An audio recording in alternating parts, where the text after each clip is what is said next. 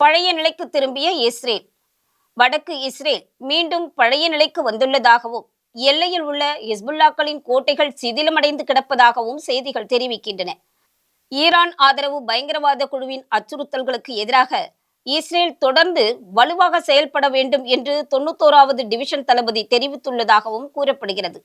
1970களில் இஸ்ரேலின் வடக்கு அண்டை நாட்டிற்கான மனிதாபிமான முயற்சிகளின் மையமாக இருந்தது.